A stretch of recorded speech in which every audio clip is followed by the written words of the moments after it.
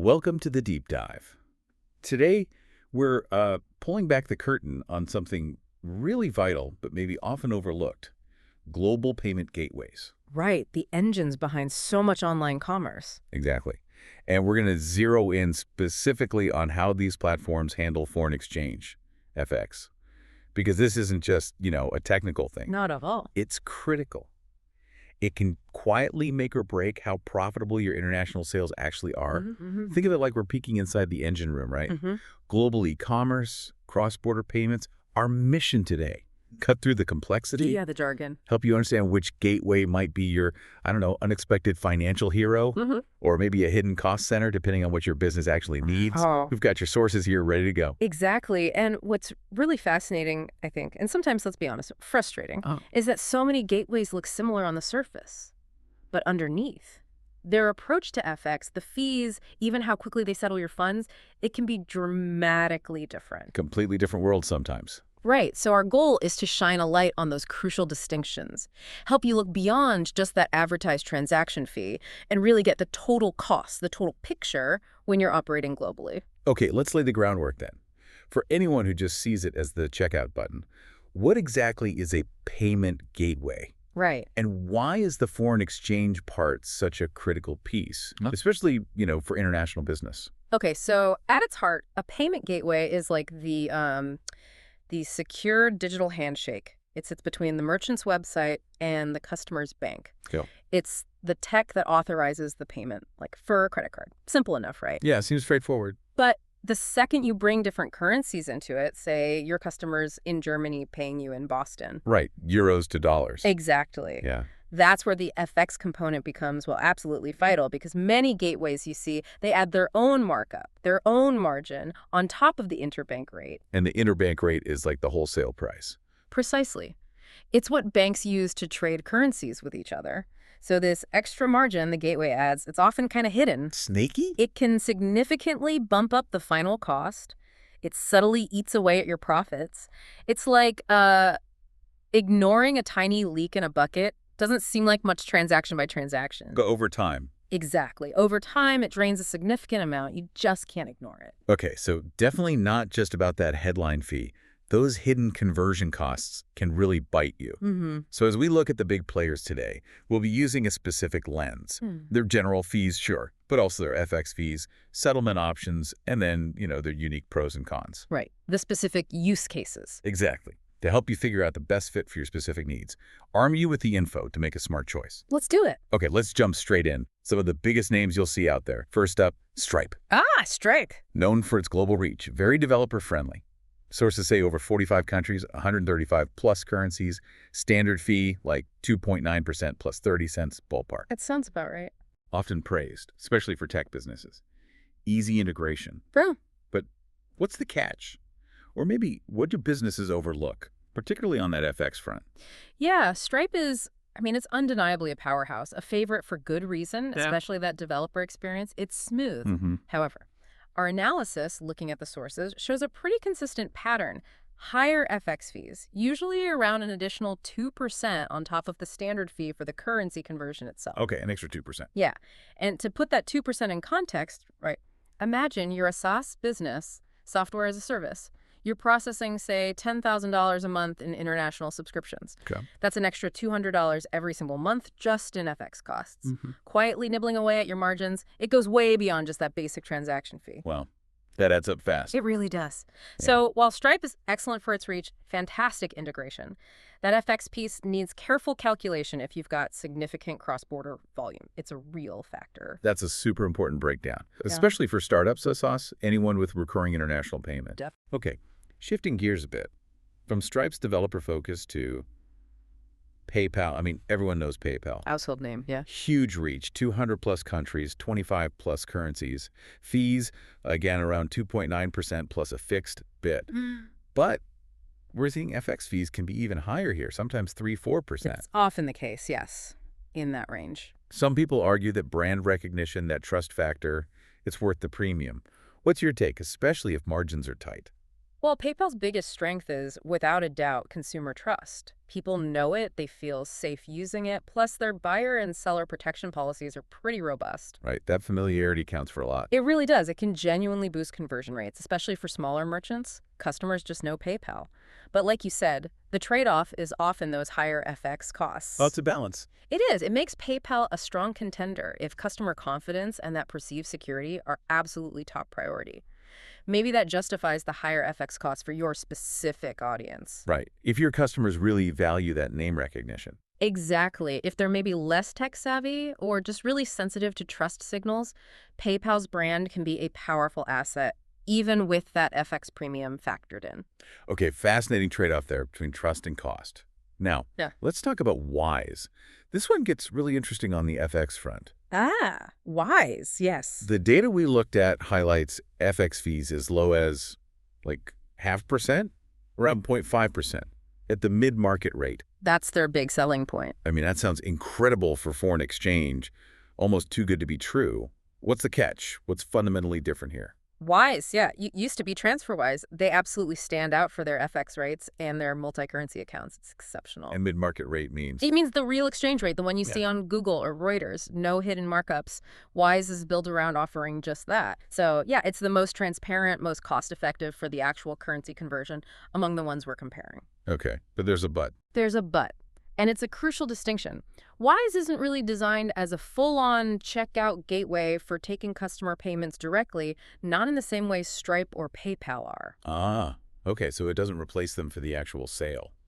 Not typically for a standard e-commerce checkout.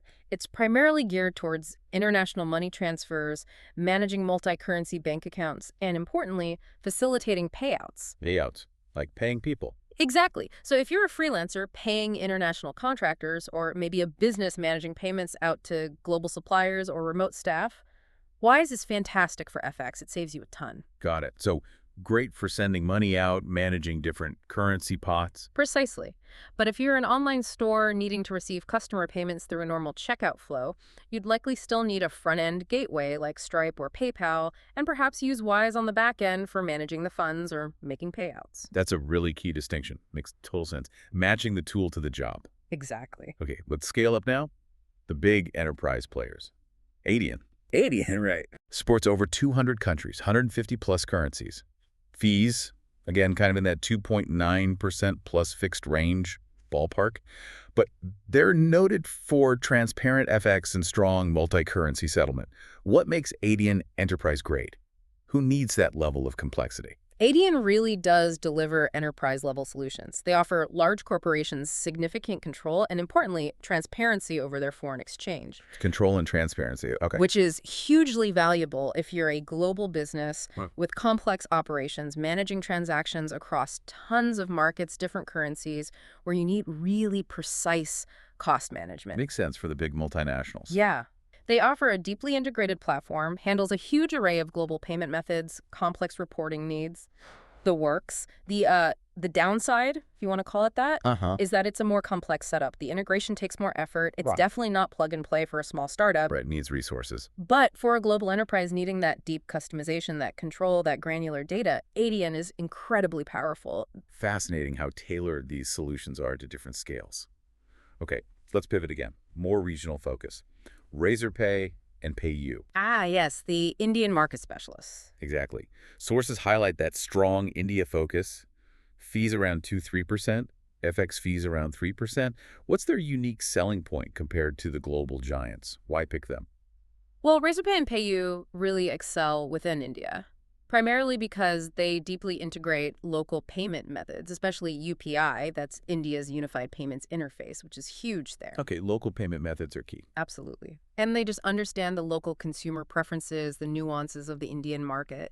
So if India is your main market or a really significant part of your business... And they're a strong contender. They're excellent options, yeah. They offer a much smoother, more localized experience for Indian customers. However, their weakness tends to be their FX handling for broader international transactions. It's generally less competitive than some global players. Right, so it depends on your focus. Exactly. It brings up that important question for any business. How specialized is your market focus? Does a regional gateway, with all its local advantages, serve you better than a global one, even if the FX isn't as good for other regions. Good question to ask. Okay, last one on our list, to checkout. To checkout rate. Data shows support for 200-plus countries, 100-plus currencies. Yeah.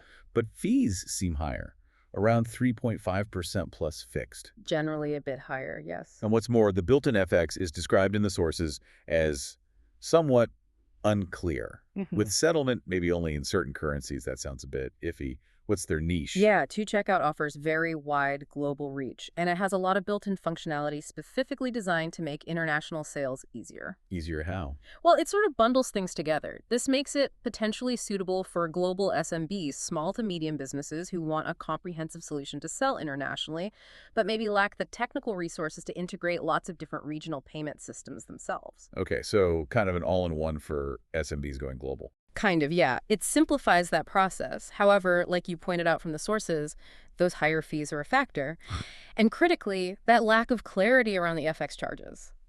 That's a significant drawback. Transparency matters. Hugely. Especially with FX. So for an SMB wanting a straightforward path to sell globally, maybe it's a consideration. Right. But those costs, especially any archaic FX fees, they need really careful review. You have to calculate that total cost very diligently before committing. Absolutely. Okay, so we've covered a lot of ground here. What does this all mean for you, the listener? We've seen this whole spectrum, right? Surely. Developer-friendly giants, FX specialists, regional powerhouses. It's super clear there was no single best answer, no one-size-fits-all. Absolutely not. It's totally nuanced. If we try and, connect the dots here, the best gateway is completely dependent on your specific situation, your use case, your scale, your target markets. Right. Are you that startup needing quick global reach? Stripe's great. Yeah. You got to watch those FX fees like a hawk, especially with volume. Small merchant. Prioritizing trust above all. PayPal's brand is powerful, but be ready for those higher FX costs. Makes sense. Managing lots of complex international payouts. Wise is your FX champion there, hands down. But remember, it's not for the customer checkout itself. Right. Different function. Enterprise needing deep FX control, customization. Edian offers that, but it comes with complexity. Focus heavily on India, Razorpay or PayU might be the smart local choice despite maybe weaker FX elsewhere. It really boils down to balancing everything, doesn't it?